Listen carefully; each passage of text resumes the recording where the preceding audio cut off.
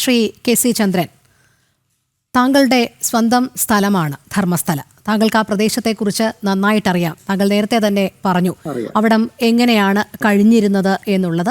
ഈ ക്ഷേത്ര നഗരി എത്രമാത്രം പ്രശസ്തമായിരുന്നു, അവർ ആ ക്ഷേത്ര ട്രസ്റ്റ് അവരുടെ ജനങ്ങളെ എങ്ങനെയാണ് ചേർത്ത് പിടിച്ചിരുന്നത്, ചാരിറ്റി അടക്കമുള്ള കാര്യങ്ങൾ ചെയ്തിരുന്നത് എന്നതടക്കം വളരെ സമാധാനപൂർണ്ണമായി ജീവിച്ചിരുന്ന ഒരു പ്രദേശം. പക്ഷേ അപ്പോഴേക്കുമാണ് അവിടെ ചില നിഗൂഢ ശക്തികൾ വരുന്നു. അവരുടെ പ്രത്യേക താല്പര്യങ്ങൾ സംരക്ഷിക്കുന്നതിന് വേണ്ടി ചെറിയ ചെറിയ ഗ്രൂപ്പുകൾ ഉണ്ടാക്കുന്നു. അതിന് ശേഷം ഈ ഗുണ്ടാപ്പിരിവ് അടക്കമുള്ള കാര്യങ്ങളിൽ ഏർപ്പെടുന്നു.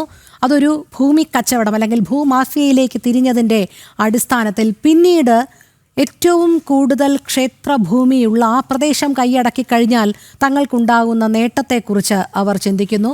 തുടർന്നങ്ങോട്ടാണ് കൃത്യമായ ചില കഥകളും വിവാദങ്ങളുമൊക്കെ സൃഷ്ടിച്ചു തുടങ്ങുന്നതും അത് കൊടുമ്പിരിക്കൊള്ളുന്ന ഒരു സാഹചര്യത്തിലേക്ക് എത്തിക്കുന്നതും. താങ്കൾ അവിടെ ജനിച്ച് വളർന്ന ഒരു വ്യക്തി എന്നുള്ള നിലയിൽ താങ്കൾക്ക് കൃത്യമായി പറയാൻ കഴിയുമോ? ഇപ്പോൾ ഇതിനു വേണ്ടി വാദിച്ചവരൊക്കെ പറയുന്നത് SIT അന്വേഷണം നടത്തുന്നതിന് മുൻപേ മൃതശരീരങ്ങളൊക്കെ ഒഴുകിപ്പോയിരിക്കാം, അവിടെ ഒരു പൊതു ശ്മശാനം ഉണ്ടായിരുന്നു, അല്ലെങ്കിൽ ഉച്ചയ്ക്കാണ് SIT ചിന്നയെയും കൊണ്ടുവരുന്നത്, രാവിലെ SIT കുഴിച്ചു മാറ്റിയിരിക്കാം എന്നൊക്കെയാണ്. എത്രമാത്രം അബദ്ധജടിലമായ കാര്യങ്ങളാണ് ഇവർ ഇപ്പോഴും ഇങ്ങനെ പറഞ്ഞ് ന്യായീകരിച്ചു കൊണ്ടിരിക്കുന്നത് ശ്രീ കെ സി ചന്ദ്രൻ?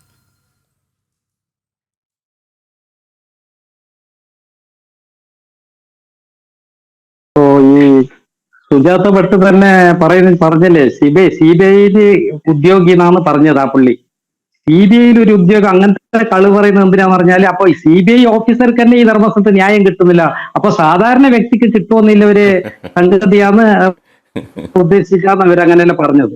പിന്നെ ഏത് സംഗതിയിൽ നോക്കിയെങ്കിൽ പിന്നെ ഈ വിനോദ് പറയുന്ന പോലെ സുജാത ഭട്ടിനെ ആരും പേടിപ്പിച്ചിട്ട് വീഡിയോ ഒന്നും ചെയ്തിട്ടൊന്നും ഉണ്ടാവുന്നില്ല.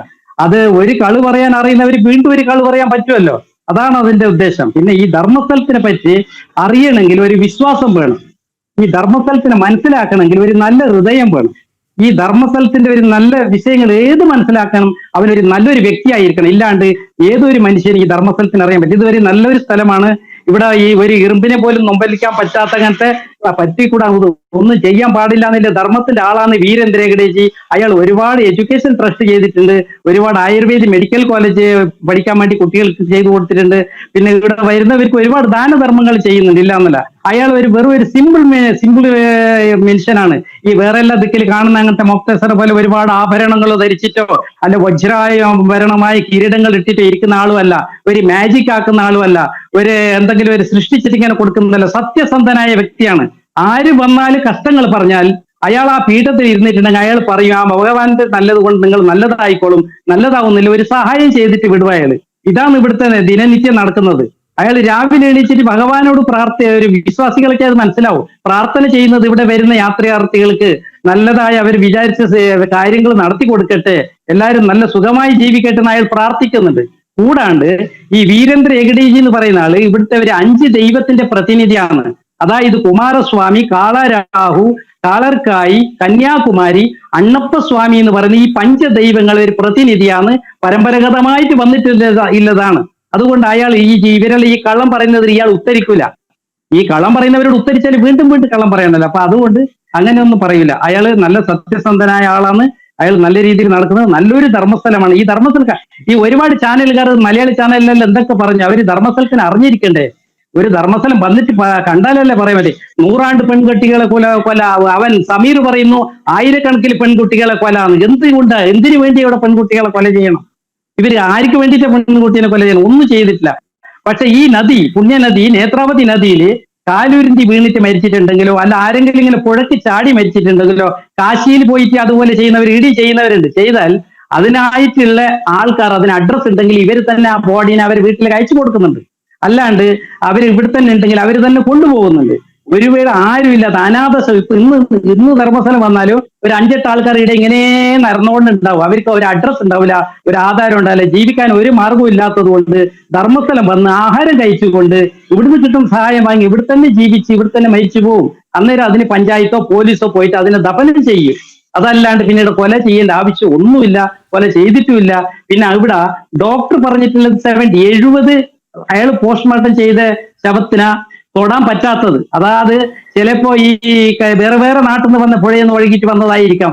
അതിൽ എല്ലും കുട്ടികൾ കിട്ടിയാൽ അതിനൊക്കെ ഇവര് ഈ ശുചീകരണ തൊഴിലാളികൾ അവരെ എടുത്ത് സൈഡിട്ടിട്ട് ഒരു ഡോക്ടർ വന്നിട്ട് അതിനെ പരിശോധിച്ചിട്ട് പോലീസ് മുഖാന്തരം അതിനെ ദമനം ചെയ്യും. കൂടാണ്ട് ഒരുപാട് കാലം ബാക്ക് പോയ ഈ ധർമ്മസ്ഥല ഗ്രാമത്ത് ഈ ധർമ്മസ്ഥലത്ത് ശ്മശാനം ഉണ്ടായിട്ടില്ല. അപ്പോ ചിലവരെ സ്വന്തക്കാരെ വീട്ടിൽ നമ്മളെ തന്നെ അയച്ചിട്ട് നമ്മളെ പൂർവ്വജരൊക്കെ മരിച്ചിട്ടുണ്ടെങ്കിൽ നമ്മൾ ഇവിടെ ഒഴിവിന്റെ സ്ഥലം കണ്ടിട്ട് ആ ഒഴിവിന്റെ സ്ഥലത്തിൽ ദഫനം ചെയ്യുകയാണ്. പണ്ടൊക്കെ അതാണ് ഇരുന്നത്. 2000 ആണ്ട് കഴിഞ്ഞതിന് പിന്നെ ഈ ധർമ്മസ്ഥലത്തേക്ക് ഒരു രുദ്രഭൂമി നമ്മളെ പൂജനീയ വ്യക്തിയായ വീരേന്ദ്രഗിരി തന്നെ കെട്ടിക്കൊടുത്തു. അതല്ലാണ്ട് ഈ മംഗലാപുരം ജില്ലയിൽ ഒരുപാട് രുദ്രഭൂമികൾ ഇയാൾ തന്നെ ഉണ്ടാക്കി കൊടുത്തിട്ടുണ്ട്. അപ്പോ ഇപ്പൊ അതിലാണ് ചെയ്യുന്നില്ല. ശ്രീ കെ സി ചന്ദ്രൻ, സാധാരണഗതിയിൽ അവിടെ ഇപ്പോൾ ദർശനത്തിനായി എത്തുന്ന ഇതര സംസ്ഥാനത്തിലുള്ള ഭക്തരാകട്ടെ അവിടെ വച്ച് കാണാതാകുന്നു എന്ന് പറയുമ്പോൾ ഇപ്പോൾ ഒന്നോ അല്ലല്ലോ ഈ ആക്ഷൻ കമ്മിറ്റികൾ ആരോപിക്കുന്നത്, 100 കണക്കിന് ആൾക്കാരാണല്ലോ. സ്വാഭാവികമായും അവിടെ തന്നെ അത് ഉയർന്നു വരേണ്ടതാണ്. അതായത് ഓരോ പ്രാവശ്യം ദർശനത്തിന് വരുമ്പോൾ കുടുംബത്തിലെ ഒരംഗത്തെ കാണാതാകുന്നു, അത് കൃത്യമായി ആ പ്രദേശവാസികൾ അറിയുന്നു, അല്ലെങ്കിൽ നിങ്ങളൊക്കെ തന്നെ ചേർന്ന് അന്വേഷിക്കുന്നു. അപ്പോൾ അങ്ങനെ ഒരു സംഭവമേ ഉണ്ടായിട്ടില്ല, ഒന്നും തന്നെ അങ്ങനെ റിപ്പോർട്ട് ചെയ്തിട്ടില്ല. പിന്നെ എങ്ങനെയാണ് അങ്ങനെ എന്തെങ്കിലും പോലീസ് റിപ്പോർട്ട് ഉണ്ടാവുമല്ലോ? പോലീസ് റിപ്പോർട്ട് ചെയ്യണമല്ലോ. ഏതൊരു നാട്ടുകാരനും എവിടെയെങ്കിലും പോലീസ് റിപ്പോർട്ടിൽ ഉണ്ടാവുമല്ലോ. അഥവാ അങ്ങനെ മരിച്ചെങ്കിലും കാണാതായെങ്കിലും ധർമ്മസ്ഥലം വന്നിട്ടുണ്ടെങ്കിൽ എല്ലാം പോലീസിൽ ഉണ്ടാവുമല്ലോ. ഇത് എന്തൊക്കെ കളി പറയുന്നവർക്ക് എന്തും പറയാം.